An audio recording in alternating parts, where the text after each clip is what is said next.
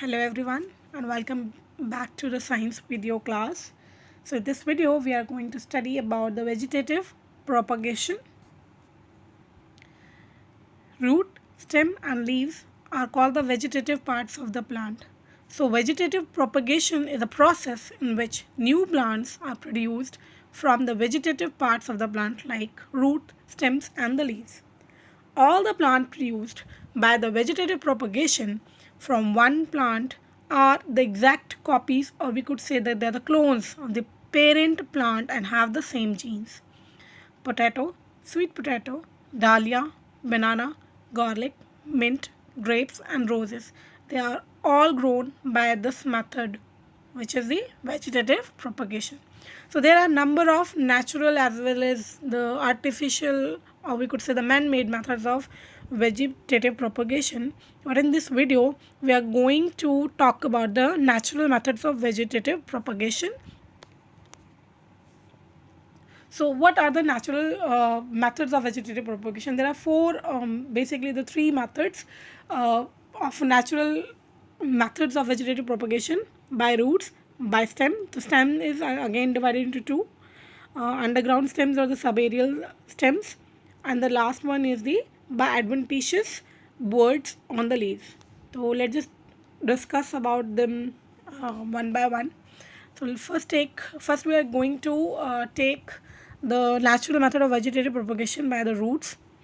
So roots of dahlia, sweet potato and asparagus become swollen due to the food stored in them, and these are called the root tubers.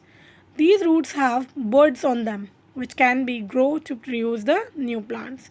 From one root of such tubers, many plants can be produced. Okay. You can see in the picture that I have shown you the root tubers of sweet potato and the dahlia.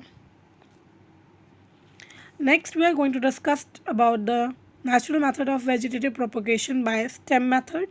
So again I have told you earlier that stem method is divided into two: the underground stem and the subaerial. So we are going to talk about first the underground stems. These are of the following types: tuber. So potato, we have already know about the potato that it is an underground stem tuber. It has buds in the depression which is called as the eyes. So these buds grow to give rise to a new plant. Second example is the rhizome. It is also an underground stem that bears the buds. These buds grow to give rise to the new plant. And the example for the rhizome is the ginger and the turmeric. Third is the bulb. It is a very short and fleshy underground stem having the scale leaves. Roots shoot up from the center of the scales leaves to form the new plant. So onion again is the example of this, and I've shown all the three examples in the picture. The first picture is of the potato, which is the tuber, stem tuber, and the second is the rhizome, which is ginger, and the third I've shown about the onion. This is the bulb of the onion. Next we are going to discuss about the subaerial stems. So in the grasses, aculeus, chrysanthemum and the strawberry, the vegetative propagation occurs by subaerial stems.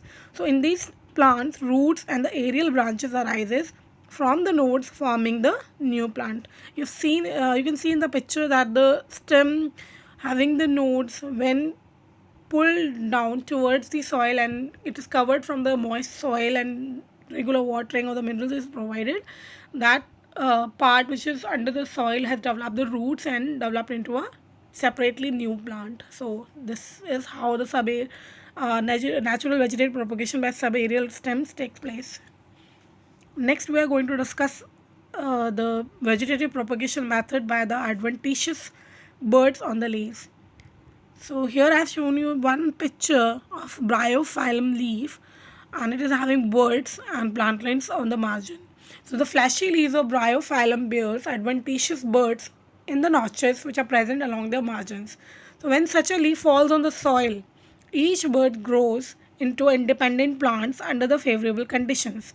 So plants with the fleshy stems such as cacti produce the new plants when their parts get detached from the main part of the body. So each detached part is capable of growing into a new plant. So this is how the adventitious bud on the leaves grew into a separately new plant. I've given you two examples. One is of the bryophyllum, another is the cacti. So this we have covered the vegetative propagation by natural methods in this video. I hope it is clear to you all. Thank you so much for watching the video.